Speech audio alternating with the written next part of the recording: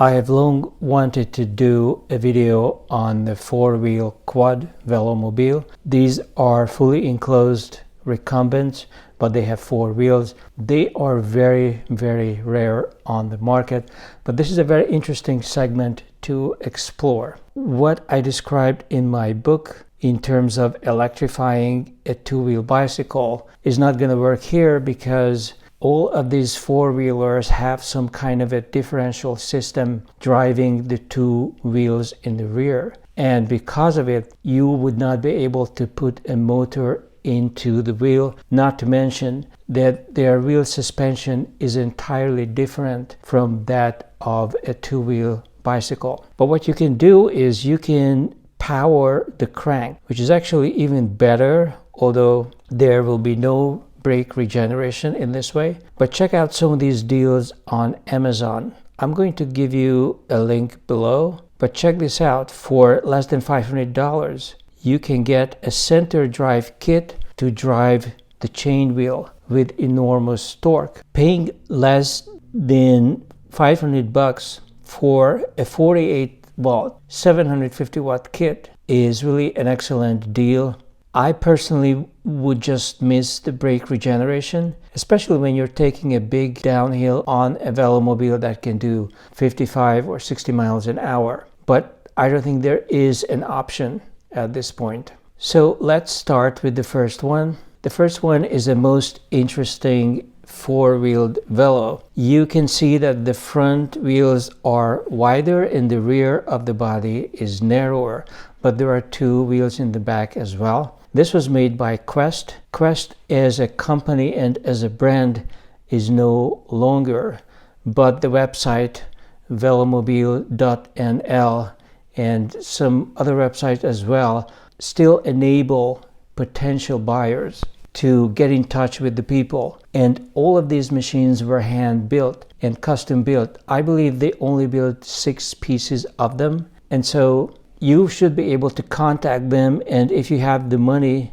you might be able to get just what you want. Now, obviously, a sports car looking, convertible car looking thing like this is not going to sell for less than $20,000. So it is pretty expensive. But if you electrify it yourself, you spend maybe another $2,000 on electrifying it, or even use a small engine for pennies. For literally a few $100s, you might be able to build yourself a very quick, ultra lightweight convertible car, which if you take out the pedals and you use a small engine to power it, could even be registered as a home-built car, which is one of the most interesting aspects of this segment. Here is another one that I do like. I think it's a very cool design. This is the Begorett.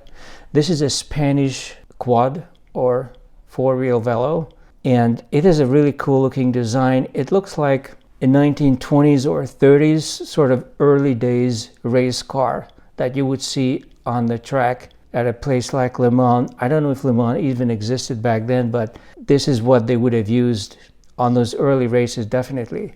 This is a unique machine because it has a genuine all-metal roll cage, and so you are extremely safe even if you get rear-ended by an SUV, or if you roll down the mountainside, you are still going to be protected. So this is an exceptionally protective design, but unfortunately I don't see a mud guard on the tires, and the width I see on the tires is 1.5 inches. I assume a 2-inch wide tire would still fit. That would be my preference for something like this. Unfortunately, this is also not something you can just easily order off the shelf. You have to contact the company and they build it to order. But that means that there are a lot of options for configurations. You can literally restyle even the body of it, so that it fits the skeleton. I don't know what the price would be.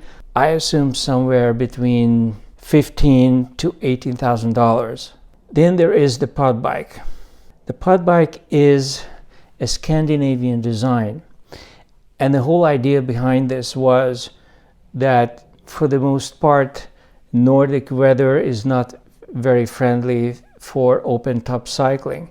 So you are enclosed in this see-through bubble, which is certainly nice if you are riding in winter or in inclement weather. But in hot weather, you are going to be boiled like a lobster in the restaurant. And to my knowledge, the bubble is not removable. So you cannot operate this quad as an open top system. On the positive side, this is a very good looking quad, and a lot of it is machine made to keep the price down. So the price is unlikely to be that horrible. In fact, the starting price is close to 14,000 euros with some extra options that you can order. So the price is not going to be cheaper than the Begorett, but it is going to be cheaper than a two-seat Velomobile, and it is a very attractive design.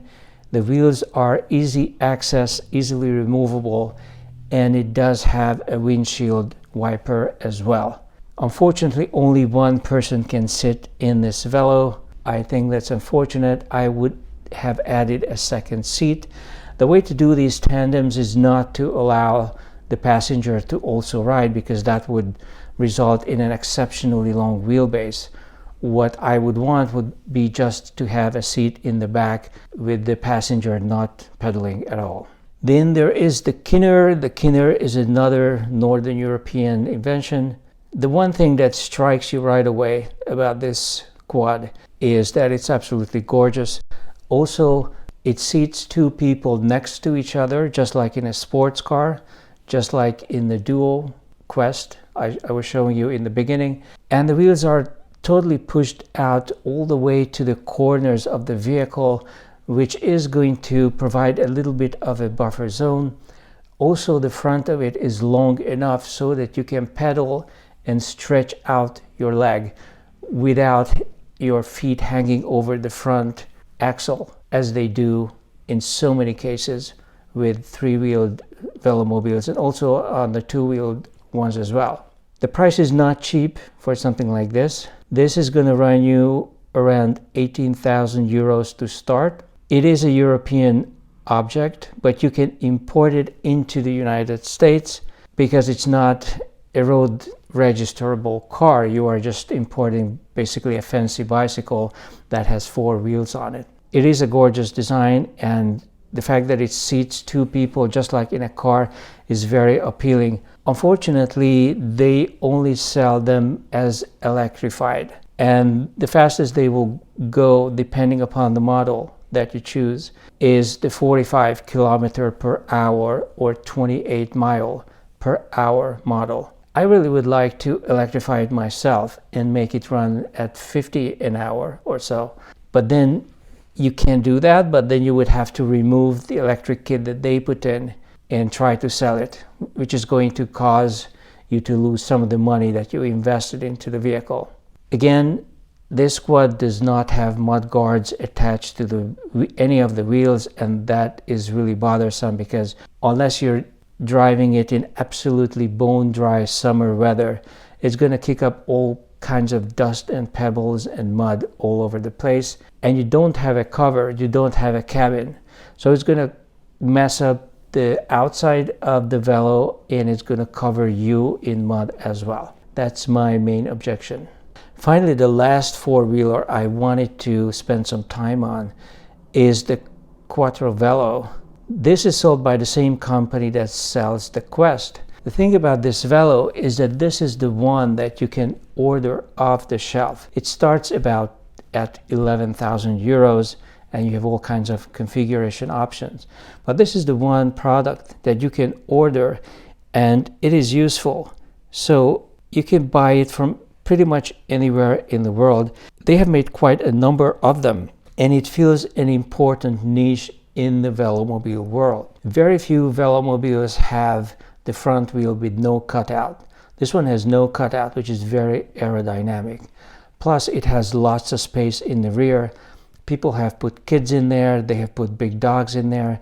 You can put in enough luggage for a 2-week trip if that's what you want. And because the four wheels, even though it's narrow, It's much narrower than a car. It doesn't have a bulldog stance in any sense. It is a long and narrow object, much more similar to a three-wheel Velomobile, but it has better stability around corners, and it is known for its comfort. It's more comfortable than most of the three-wheelers out there. As far as the tire size is concerned, I think it mostly comes with the 1.5 width.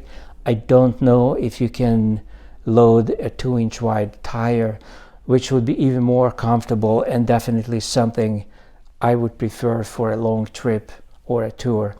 It has excellent lights. It has 2 lights in the front, several lights in the rear. It has, if you pay for it, directional signals. You can remove the top for the summer if you want to. You have all kinds of weather protection, so you can definitely use it in any weather that you like. So no wonder it has become as popular as it has at $11,000 to start with. Probably if you configure it to your liking, it's going to be more like $12,000 to $13,000, which is kind of expensive even for a Velomobile. But consider that it is basically a hand-built luxury object, a luxury bike. I covered these 4 ones because these are the ones that appeal to me for the most part. Some of them are very difficult to get to, but you can definitely get a Quattrovelo and you can get the bubble car as well. It will be interesting to see how far the genre is going to progress. In Europe, it makes a lot of sense because taxes are so high for operating cars on the fuel and everything, and you can operate these machines for very little money, even if you electrify them or if you use a tiny engine to power them. That's it for the current video. Make sure to subscribe and I'll see you in the next one. I'll be back.